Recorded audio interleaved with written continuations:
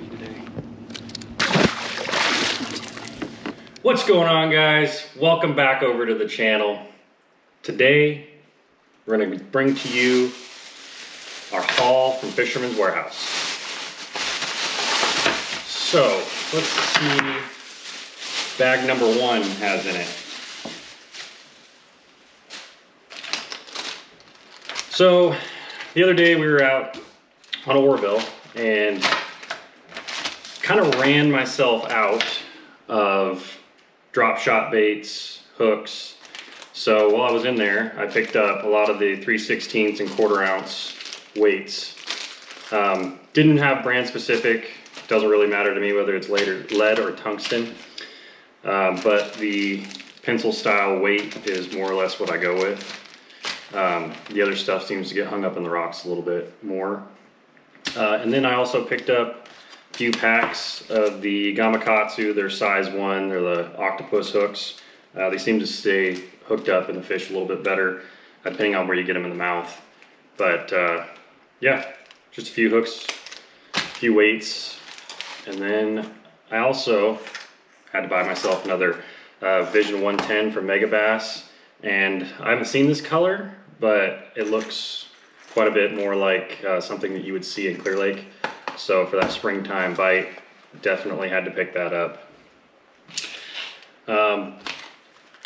Also, have been looking for these copper-headed bladed jigs. They offer a little bit different sound than your typical bladed jig. They have a little bit higher pitch tone. So I went ahead and picked up natural color and a bait fish color, just to give myself some variety while I'm out on the water. That should be coming up pretty soon, colder water. I'll probably start throwing those on our next trip coming up.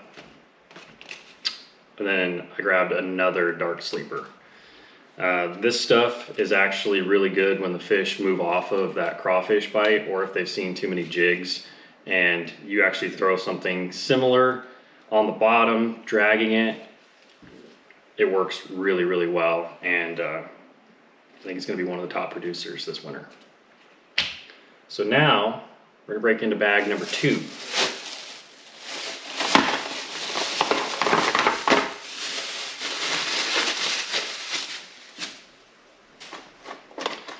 So I am a huge advocate for swim jig fishing.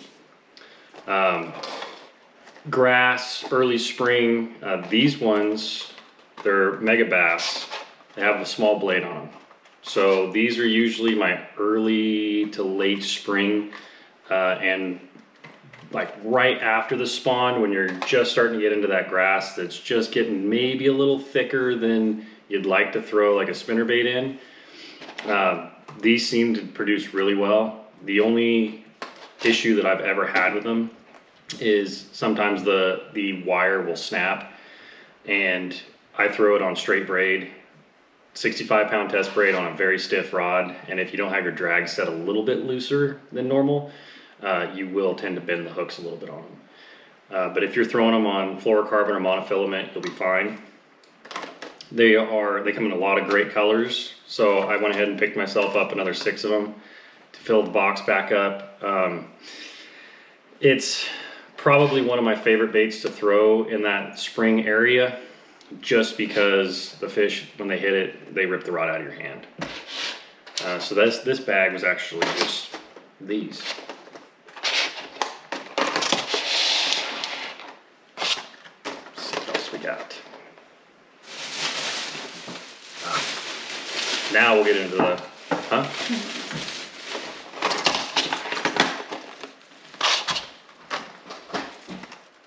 have my helper with me today.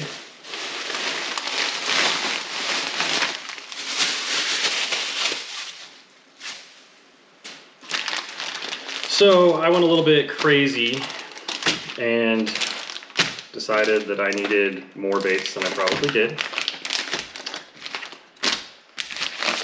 There is a theme here. I use a lot of Yamamoto and a lot of Roboworms throughout the wintertime and springtime. So the Flappin' Hog is a really, really good trailer for your jigs in the wintertime. There's not a lot of movement with it, not a lot of the flapping motion and the commotion that you would like in the springtime and summer. So this, and it gives the bait a little bit more bulk. And when the fish bite onto it, it seems with Yamamoto, they seem to have a really good salt to plastic mix. And usually when fish eat it, they don't let them go. So I went ahead and picked up this one is the watermelon orange. Yeah, watermelon orange red. So as you can kind of see, it's got that almost like a molting craw slash kind of springtime craw look. I throw a lot of orange, and with that brown orange mix, it's a killer color. And then this one's just the blue craw.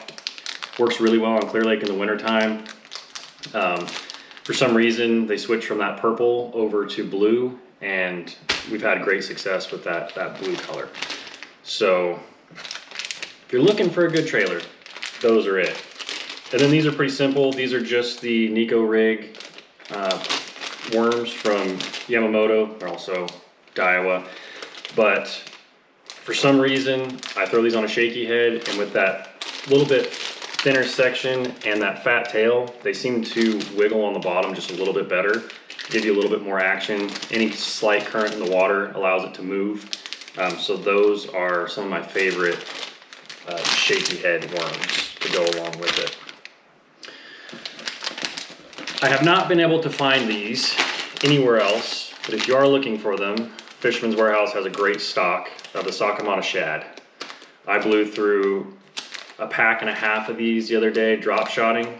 These are the very small size. It's about the size of bait that's in Oroville. I got a couple different colors just to try and mix things up. Oroville has the pond smelt, so it's a little bit more of a gold tinge. That's why I went with more of like a gold tinged bait. And then I got these for Clear Lake in the springtime and post spawn. They're a little bit larger, and they mimic kind of that hitch, small hitch, kind of a color as well. Obviously the white one doesn't, but it's good for you to be able to see in that clear water when you're sight fishing. Usually right before the spawn, I'll throw the fluke or the Sakamata shad up weightless, and you'll be able to watch the fish as they cruise along, and they usually come up and eat that stuff. And then pretty simple, just a couple of Oroville staples. This one works really well on Clear Lake too, but this one, it's the Witch's Tea, just brown, has a green line in it, and it's got that chartreuse tip. And for some reason, all year long, spotted bass love to eat this.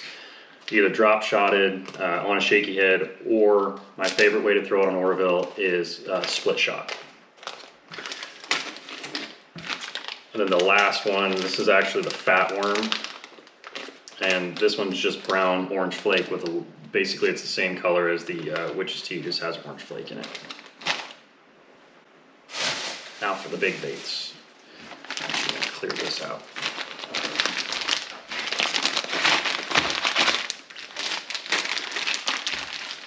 Thank you. Those two, thank you.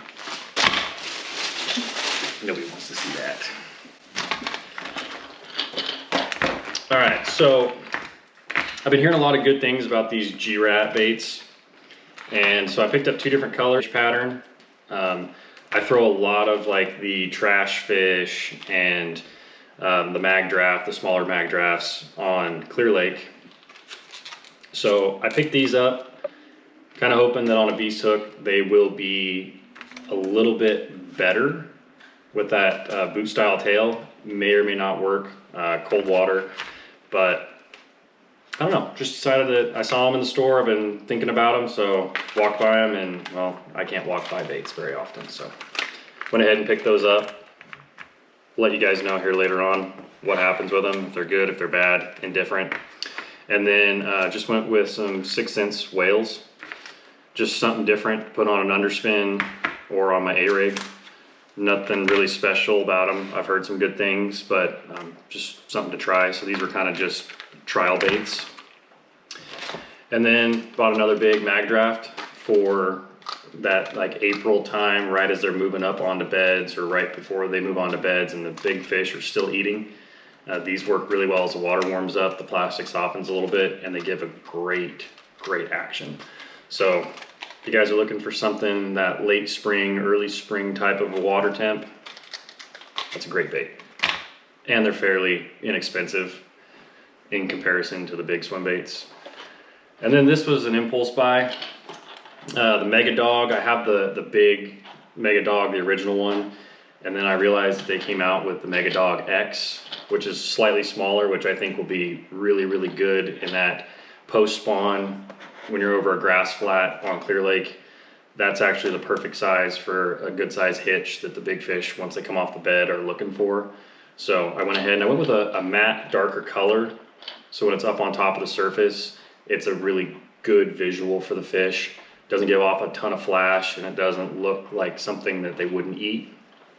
So I went ahead and got that one, and that's pretty much the entire haul. So what I want you guys to do is I want you to drop a comment down below and let me know how much you guys think I actually spent on this haul. Whoever's closest, I'll give you a shout out. Appreciate you guys stopping in. We'll talk to you soon.